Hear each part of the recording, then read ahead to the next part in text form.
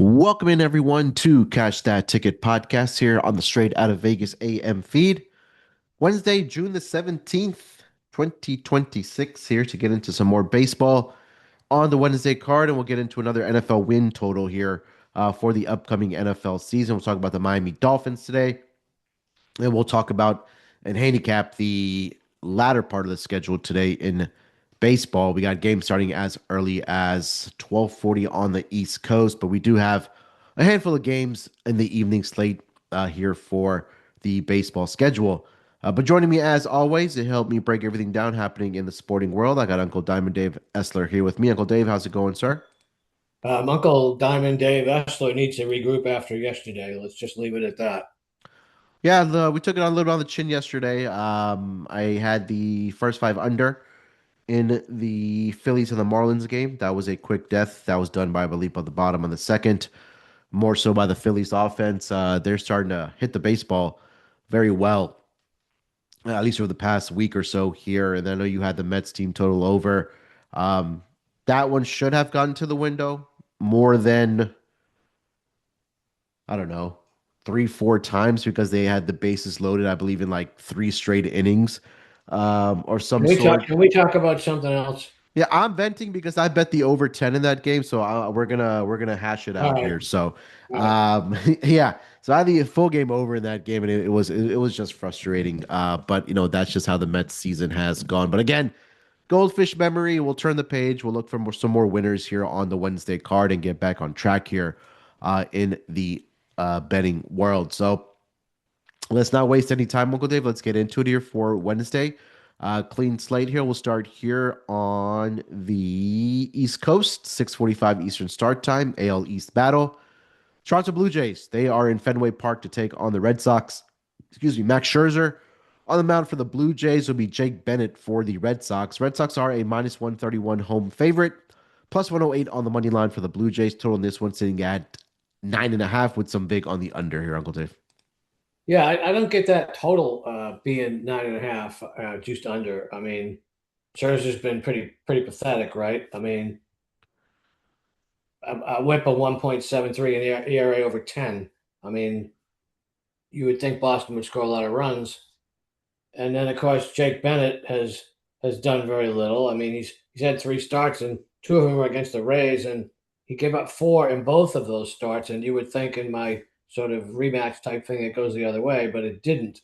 So that would tell me he must not be very good. Uh, so I like the over here. We got decent weather for it in Fenway. I mean, you got a respectable breeze blowing out to left center. So what's the deal with that? Temperature's not bad. Going to be sort of low 70s at first pitch. So I like the over, and I guess maybe I would be able to find a team total over. I mean, the instinctive thing to do would just fade Max and take the Red Sox team total over, but it is the Red Sox who are probably second only to the Mets in terms of a disappointment. So, I like the over. I mean, I can't not. I know the market doesn't agree, but oh well.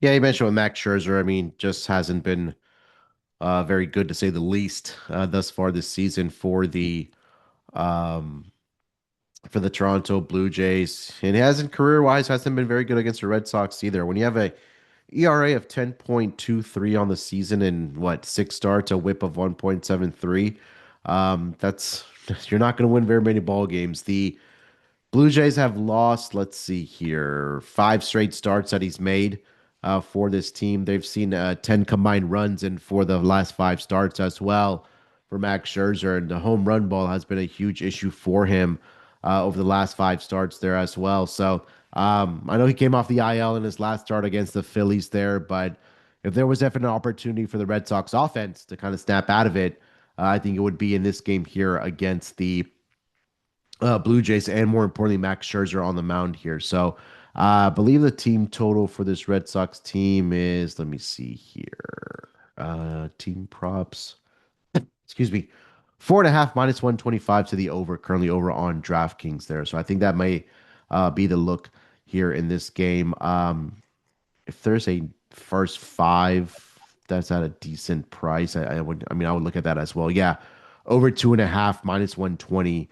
in the first 5 innings there for the Red Sox as well. So You couldn't know, talk you off of that one. as I'm looking here, if you want to lay minus 169 and just bet small, I'm not averse to taking the over 8.5 alternate total there. Um, I would probably do that rather than 9.5. I mean, it's a huge deal. Nine's a key number. Both teams get Yeah. to four. Both teams get to four. It's at least a push, or it's a win at 8.5. So I'm not averse to that. And not everybody. A lot of people like parlays. I could throw that in a parlay and maybe get some reduced juice, and that's not necessarily the smartest thing to do. But I'm not always that smart, and people love parlays, so Yeah. that would be something I would look at. 7:05 Eastern Start Time. The Chicago White Sox, they are in Yankee Stadium to take on the Yankees. It'll be Anthony Kay for the White Sox. It'll be Carlos Rodon for the Yankees. Yankees are a minus 192 home favorite, plus 157 on the money line for the White Sox. Total this one is sitting at 8.5. Yeah, I mean, Kay hasn't allowed more than two earned runs since the end of April, right? Mhm. But he does seem to be a little more vulnerable on the road, and he's prone to walking guys, and that's a problem. But he's been able to get out of jams. You'd think that was the case. I mean, his runs allowed, when you look at a WHIP of 1.42, yet his ERA is respectable. So he's kind of an accident waiting to happen. I mean, this is a guy that had three teams under his belt and then spent 2 years in Japan, where he obviously mowed people down. Welcome back, and I think the truth is somewhere in between. With that said, I don't make bets on due theories, but he's due for a bomb of a game, if you ask me. And the Yankees haven't seen him, so maybe there's a possibility for a White Sox first five bet or first five plus a half. And everybody's seen Rodon, right? He's been around since Moses wore short pants. And he reminds me of kind of Carson Beck, actually. He's been around for so long. But he's been solid since coming back. And Chicago hasn't seen a ton of him, nor is there anyone in the lineup doing much against him. So, where is the best bet in this game? I'm thinking probably first five under is the safest bet in this game. I don't love it, but I think it's the safest. I think K may well get through the order. Don't forget the Yankees don't have Aaron Judge, and I don't see the White Sox teeing off, although they are pretty good against left-handed pitchers. I think they're third in OPS. So that kind of brings me back to maybe the White Sox plus a half in the first five isn't a bad idea. Um, I was looking at Anthony Kay's historical numbers against the Yankees, but I don't think it's really prevalent because the last time he faced them was back in the 2022 season when he was with the Toronto Blue Jays. So he hasn't faced them in about what 4+ years now. So couldn't give that information out. But you mentioned the whip is it's the one part that is a little bit concerning, and I think that if the Yankees are able to stay patient at the plate, and I mentioned this, I think with the Phillies yesterday. Um, I'm sorry, it wasn't the Phillies. It was another team. I forgot. Going off the top of my head right now. That I think that they will able to produce some runs in this game there. And yesterday, I think they had what 12+ runs yesterday. Did the Yankees, if I'm not mistaken, yeah, 12 off of 16 hits yesterday, and that was without obviously Aaron Judge in the lineup there. And we talked about Davis Martin, who's also having a fantastic season for that White Sox pitching rotation, and could we see something similar here with Anthony Kay and the Yankees teeing off on him? Um, I'm not sure if I trust Carlos Rodon at this number, Uncle Dave. I like your angle of the first 5 innings on the White Sox plus the half there. Obviously Carlos Rodon was with his White Sox organization. That was back in his heyday. He's pitching pretty well. He's coming off of a start where he did allow 3 earned runs over 6 innings to the Cleveland Guardians, and another pitcher that has serious concern about walks. So I think that if again the White Sox are able to stay patient at the plate here today and draw some walks and manufacture runs that way, I think they could stick in this game here, especially in those first 5 innings there. So, um, get, White Sox plus 1.5, minus 136. I think that's a decent price there. I think they could definitely hang around in this game here. So I'll look at the run line there for the White Sox in this game, full game. Let's get over to the Giants and the Braves. I don't see a pitcher listed right now for the Giants here. Let me double check. Let's see. It was Giants. supposed to be Landon Roop. I don't know. Yeah, Um, because I don't see. I don't see it listed on Bet Online. And DraftKings has lines up for the game, but they just don't have a picture for the Giants right now. So maybe there was a change there. So we'll skip over that one between the Giants and the Braves. Let's go Guardians Brewers here tonight, 7:40 Eastern start time. Gavin Williams on the mound for the Guardians, but it'll be Brandon Sprout for the Brewers. Brewers are a minus 126 home favorite, plus 104 on the money line for the Guardians. Total in this one, Uncle Dave, 7.5.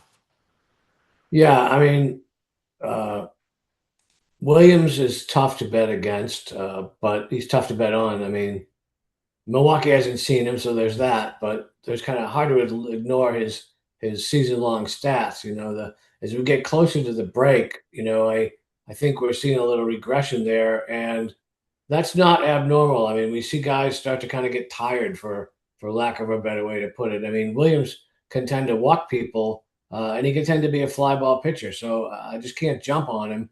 Not with an offense not with Cleveland. Their offense just isn't producing, right?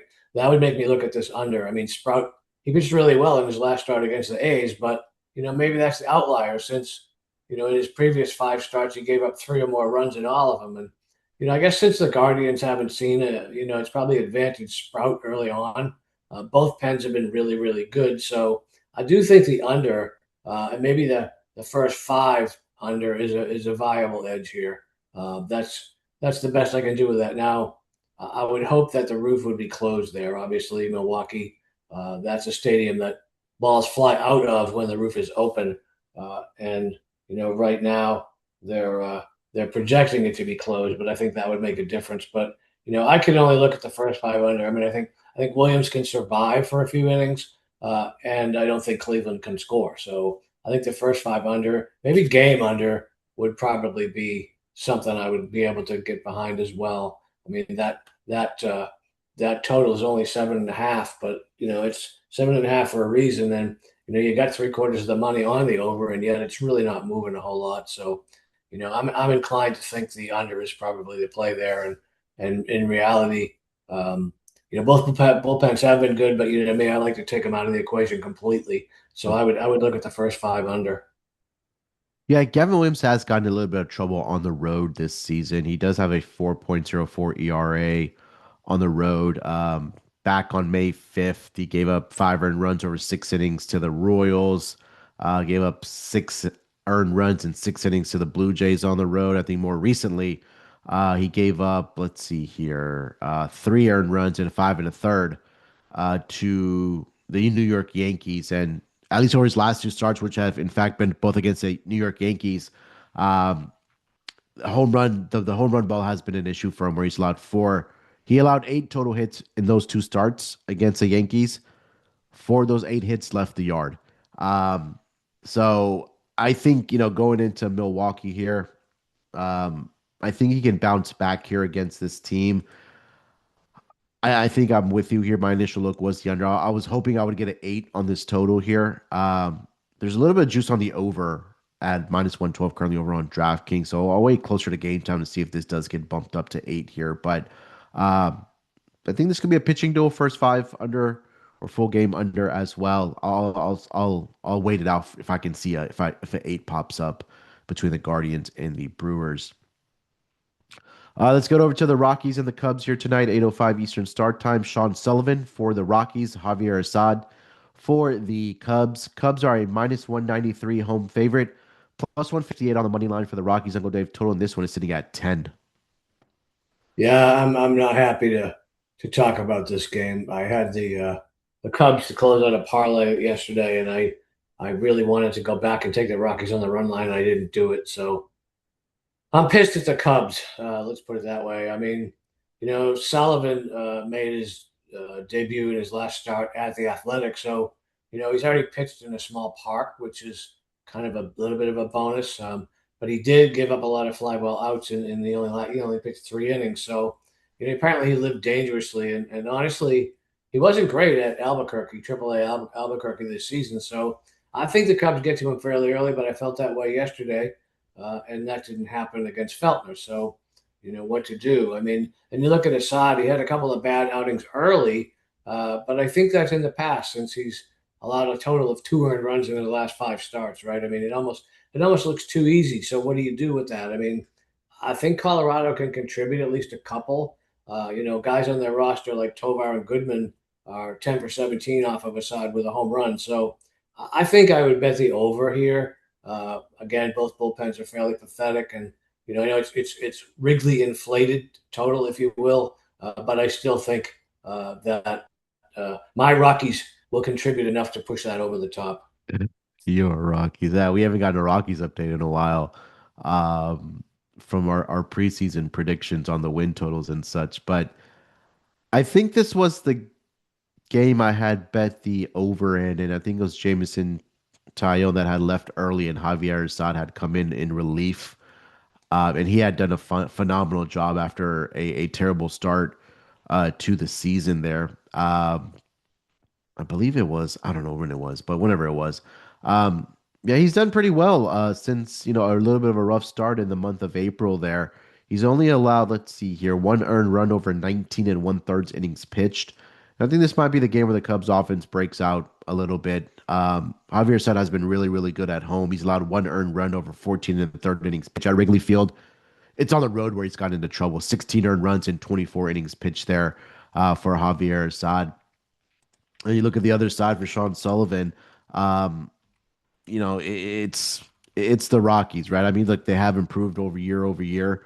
We talked about that at the preseason. There was only really one direction for this team to go. But Sean Sullivan, this will be, I believe, his second appearance of the season and start, where he went three shutout innings against the West Sacramento A's back on Friday. Two strikeouts, no walks in that spot there. So yeah, I think Javier Assad can continue his success in building off of what he's done over his last couple starts here, Uncle Dave, especially at Wrigley Field. So I'll take the Cubs on the run line here. I know it's not ideal to take them as the home team. You're not guaranteed all nine at bats, but of course, if they're up by 2 runs going into that ninth inning or more, you don't need that ninth at bat, of course. There, so it's still at plus odds right now. I still like it at that number. I'll go Cubs -1.5 plus 104 right now, currently over on DraftKings. Two more games to get to here for baseball. Let's go to the West Coast. But the Baltimore Orioles, they are visiting the Seattle Mariners for the beginning part of this week. Kyle Bradish on the mound for the Orioles. George Kirby for the Mariners. Mariners are a -131 home favorite, plus 109 on the money line for the Orioles here, Uncle Dave. Total this one sitting at 7.5. Yeah, when I was looking at this game last night, I mean, Bradish is the perfect example of what I talk about when I say teams and pitchers make adjustments the next time they see each other. And, I look back in May alone, just in May, he lost to the Rays, then he beat them 6 days earlier, right? He beat Toronto, and then he lost to them 6 days earlier. And guess who he faced in his last start? Yep, Seattle. And he was torched. So, that would just tell me to take Baltimore. And it wasn't the first time the Mariners hit him hard. So, you know, I don't know. I don't know if that whole uh, reverse regression thing works. I mean, that would be mean faded Kirby, who, as it stands, just faced the Orioles last week, Yeah. and he gave up 7 hits in 6 innings. So I think Baltimore is live here, to be honest with you. But the fact that there's so much recent familiarity between these two bullpens, because they've been seeing each other for a couple of games now, I think both teams get some runs, and I actually like this over. Seattle at home and overs. It's kind of an oxymoron for me, but Yeah. I do like the over here. Yeah, I think for Kyle Bradish, the one thing that makes me nervous is that he just hasn't had success on the road this season. Um, you mentioned the Blue Jays started in Toronto, 4 innings, 5 earned runs. He allowed a home run in that game. I think the biggest thing that is also sticking out to me is the number of walks that he's issuing to the opposition. He's issued exactly 3 walks in 5 out of his last 6 starts. So that's a little bit alarming for me, which means his whip is probably a little bit higher than it should be, compared to league average, right? It's at 1.57 on the season for Kyle Bradish. And George Kirby, usually at home, has been really good. You mentioned it, right? His last start was also against his Baltimore Orioles team. In Baltimore, he did have 10 strikeouts in that game.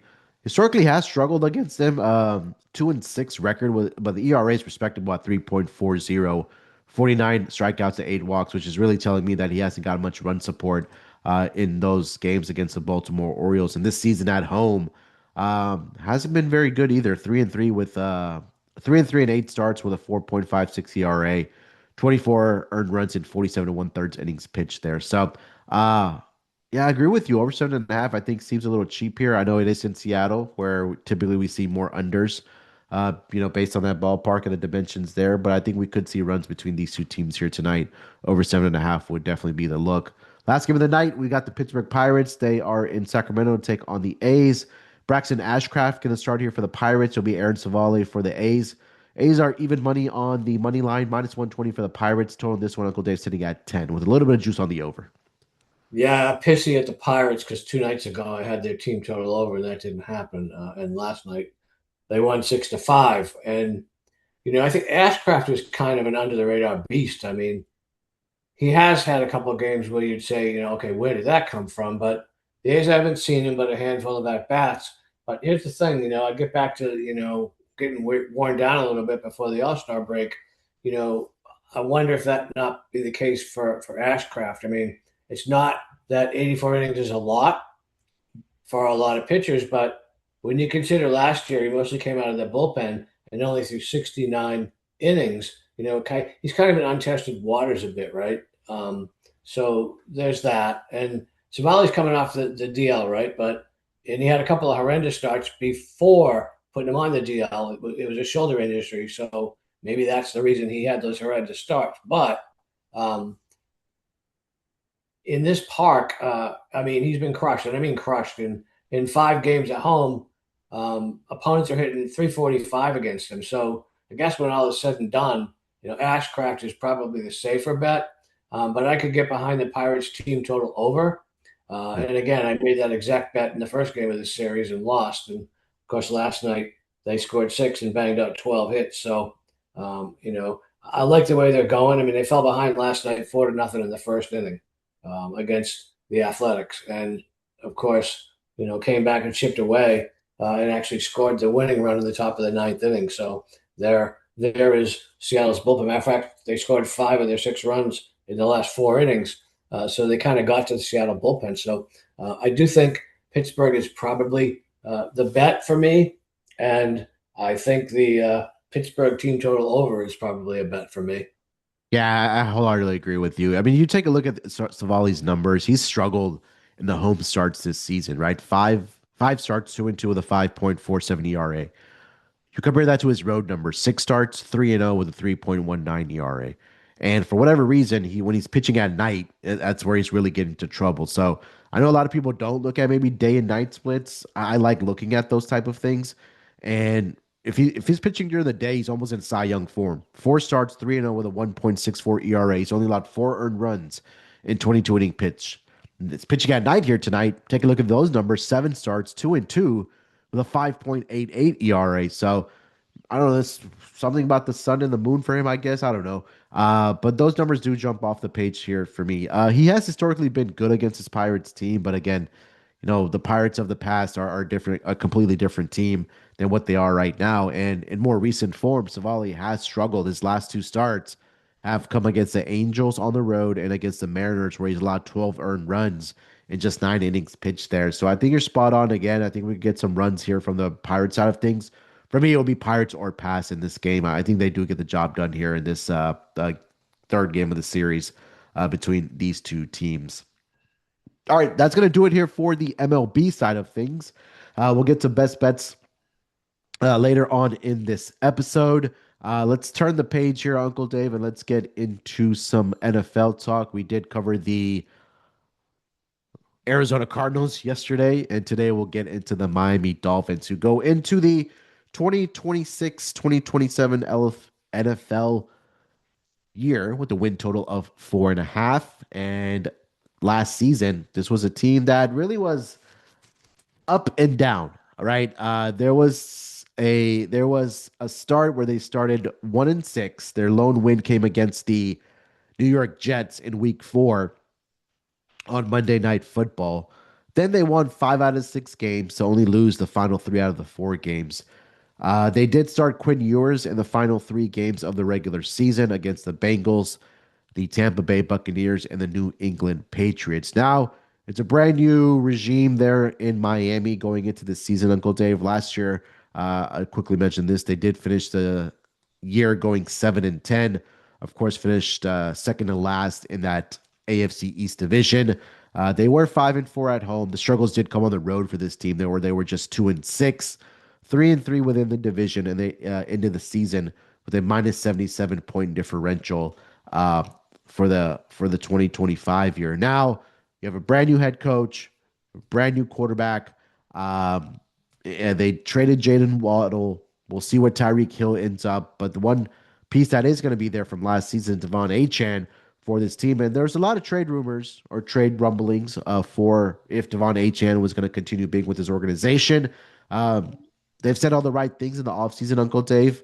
But they're also in a division where you have the New England Patriots, you have the Buffalo Bills as well. Who, at least the Buffalo Bills, we know, competitive every single year, and we know the Patriots now are going to be very competitive as well. And coming off of a season where they were in the Super Bowl, they were the AFC champions. So right now, it's going to be difficult for this Miami Dolphins team. But we can break down the schedule here. But what are your thoughts on this Dolphins team coming in with a win total of 4.5? Yeah, lots of question marks, right? I Yeah. mean, they got a new general manager, and I'm sure that Jeff Halfley is a good coach, but I don't 100% understand it because they've kind of had to retool their offense, right? Two is out, Malik Willis and or Quentin Ewers, but Halfley's been primarily a defensive coach. I mean, and not primarily. He has been. I mean, he was with the 49ers. He was defensive coach with the Packers. So, I guess teams would bring in somebody that has a strength that plays to their weaknesses that he can maybe fix, right? But I think it's their offense that needs fixing. I mean, I don't think their defense was that bad. I mean, it wasn't great, but they've got some talent. I mean, Jordan Brooks, I think he led the league in tackles last year, first team All Pro. Their secondary is kind of marginally sucky, but how do you replace an era basically of Tyreek Hill and Jalen Waddle? I mean, I don't know that you do. I mean, you look at what they're going to bring out this year um, to replace him. I mean, Jalen Tolbert and Tutu Atwell. I mean, that doesn't make me all warm and fuzzy. And of course, Malik Willis doesn't make me all warm and fuzzy. I mean, I think about teams like, do they have a quarterback that can take them to the Super Bowl? Well, I don't think Malik Willis can. I don't think Quinn Ewers will. So, I'm kind of expecting bad things, if you will. I mean, God forbid if Devon gets hurt, I mean, they're screwed. I mean, they got a young roster. They got decent linebacker play. Their offensive line is at least stable. But when one of your biggest question marks is your quarterback, I think that's a problem. Personally, I don't know how they win. I mean, I think their win total is 4.5. Yeah. They're also probably only going to be favored in like one game, right? Um, and that's a problem. I think it's how they start, right? Like first 4 weeks, they're at the Raiders, right? Okay, who's going to win that game? I don't know. The last thing I'll do is bet on it. I can assure you of that. 49ers, Chiefs, and Vikings. Now the Vikings game is on the road. I'm not high on the Vikings at all, but they could realistically enter their bye week at 1-4, 0-5. Then it's a real problem. But they could get to 2-2. So I really think it's how they start because they get into the middle of the season. Jets, Patriots, Lions, and Colts. Well, they can beat the Jets. They can beat the Colts. So they maybe build some momentum, right? Three of those games are winnable, but as of now, they're underdogs except against the Jets. And again, these win totals are fairly accurate. Typically, it comes down to the end, but their end is the Broncos, the Bears, the Packers, the Chargers, and the Bills. So where's a win come from there, right? And they got road games, potentially cold weather road games coming from Miami, at Denver and Green Bay. and they're all playoff caliber teams. So I'm not convinced that they're going to win 5 games. Just look at it this way: they're favored. It's early. These lines are subject to massive changes, but lines are out for every game, and they're only favored in one. So you're asking me for them to get 4 upsets. I mean, I'm being pretty generic here, Yeah. but it is what it is. I don't think they can, and I think we'll know pretty early. I mean, I don't understand. I mean, okay, I guess we know what Tua was or is, if you will, Yeah. but how is Malik Willis really a huge upgrade? I mean, I guess he showed some flashes at Green Bay, but now you're asking him to be the starter and take on a whole new role. I'm not so sure about that. So, I look at their division. Okay, the Patriots aren't going to get worse. They got a harder schedule, but they're going to be a good team. Buffalo's going to be a good team. I don't know what the Jets are going to do. I never know what the Jets are going to do. But so at best they're 2-4 in their division. At best, probably 1-5. Yeah. So they got to get 4 wins somewhere else against a pretty tough schedule, if I'm being honest. So I'm gonna say under on this one without. Uh, I look for reasons to take overs because everybody's going to go up. The Dolphins suck. They're rebuilding. Yada yada. Let's take the under. So I would look for a reason not to do that, but I can't find a reason not to do that. So I'll go on to the under, and I think we'll know in the first month whether that bet's going to cash or not. Yeah, I mean, you mentioned right. Like you take a look at their first 5 games. It's difficult. I think the one win you would probably I don't want to say pencil in, which would also be tough going into Vegas week one. And then you have the Niners, and then the question that will be was that okay? Do the Miami Dolphins stay on the West Coast after that game against the Raiders, right? Because they have to come. They're again on the West Coast against the Niners. Then they host the Kansas City Chiefs in their home opener. They go to Minnesota, which is a very difficult place to play, and then you have Cincinnati at home. And then you have your bye week early. But you take a look at some of the other road games after their bye week, right? Of course, the division go to Indy, go to Denver, go to Green Bay in December, a cold team going into Green Bay in December. And then they wrap up their season in New England, which maybe not won't be. Hopefully, it's not a meaningful game for the New England Patriots at that point for either the division or even a playoff spot there. So, I mean, you mentioned right. Let's just say they do beat Vegas, but where are some of the other wins coming from? Maybe you split against the Jets. That's two. Um, I mean, I don't know. I think it's going to be tough for this team, especially when everything is really brand new for this team, right? New quarterback, new head coaches, new coordinators, and also what you mentioned, right? I mean, even with Devon Achane being on this roster going into the season, I don't think there's a guarantee that he's there at the trade deadline, right? For this Miami Dolphins team, let's say they're 1-7, 1-6, where the number is around that trade deadline time, that there's no real value for them to keep Devon H and then they can trade him off and get some more draft capital going into next year's draft there. For this team, when you take a look at their draft picks from this last season, or at least I should say from this last draft, they went Caden Proctor at offensive tackle, then they went cornerback and linebacker. They had 2 first-round picks, so that their first wide receiver wasn't taken until round 3 when Caleb Douglas out of Texas Tech. So, and I think you hit the nail on the head, Uncle Dave, that you went from Jalen Waddle and Tyreek Hill. Yes, Tyreek Hill suffered that injury, but now it's Tutu Atwell, it's Malik Washington. It's Jalen Tolbert. That doesn't really excite me for this offense, and that's not a lot of help for a quarterback like Malik Willis. I think the only advantage really for Malik Willis is that he's had starts when he was with Tennessee, when he was with Green Bay, filling in for those quarterbacks that did get injured there. But there's not a lot of help around him as far as, being able to move the ball down the field and producing points there. So under 4.5 for me here as well. I think that, obviously the Miami Dolphins are in full rebuild mode after what's transpired over the past several seasons for this team. Anything else for the Dolphins, Uncle Dave? No, there's just so many variables that I'm looking at them and trying to find positives, and I really can't. Too many question marks.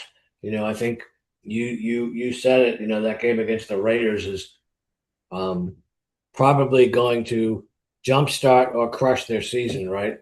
Um, Yeah. and if for some reason, I mean, the Raiders have talent, right? They're, Yeah. Genty, Brock Bowers. I do like Mendoza. At least he's plenty confident.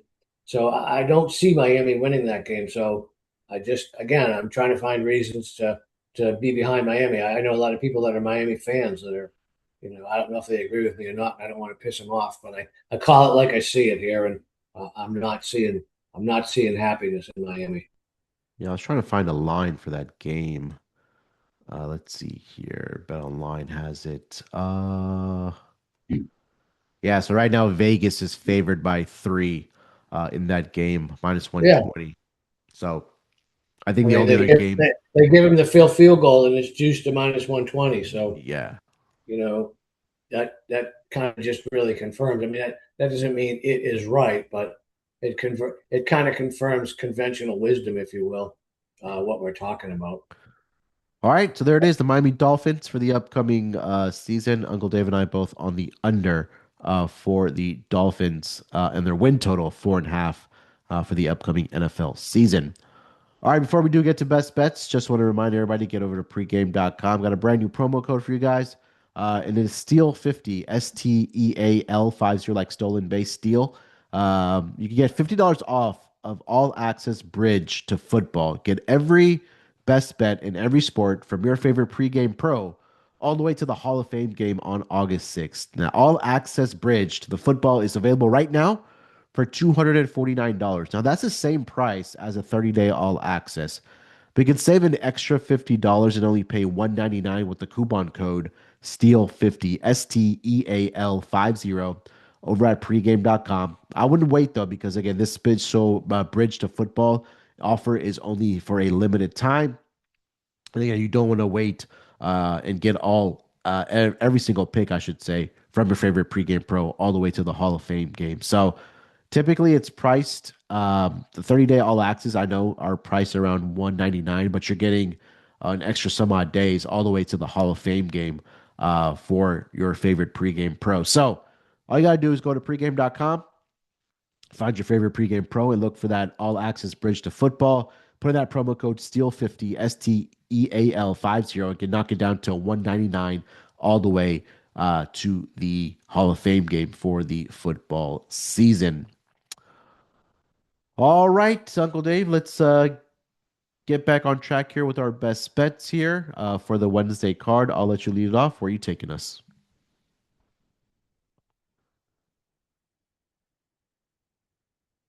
All right, so I think Uncle Dave is timed out here for a second, but I'll go ahead and give him his best bet. Oh, his internet went out, so I'll fill in for him here. He already texted me his best bet, and that's going to be the Pirates team total over 4.5 here tonight against the Oakland A's, West Sacramento A's, Vegas A's, whatever you want to call them. But Pirates team total over 4.5 against Aaron Savale and the A's here tonight. Now, I mentioned it with the Aaron Savale, who's had just recent struggles over his last 2 starts. He's allowed, what, 12 earned runs. He has struggled at home. He struggled in night games for whatever reason. But Uncle Dave does like the Pirates team total over 4.5 as his best bet for this podcast. For my best bets, there's a couple things that I did have circled, and I think, as Uncle Dave and I talked it through, I narrowed it down to a couple here. So it's either going to be the Red Sox team total over 4.5 with Max Scherzer on the mound, or it was going to be the under in the Guardians and the Brewers game. I'll go with the Red Sox team total here. Historically, Max Scherzer has struggled against the Red Sox in his illustrious career. But for Max Scherzer, I hate to say this, but you got to know when to hang it up. And I think that point is approaching for Max Scherzer. Look, he's 41 years old. He's won 2 World Series titles. He's won the Cy Young 3 times, once in the American League, twice in the National League.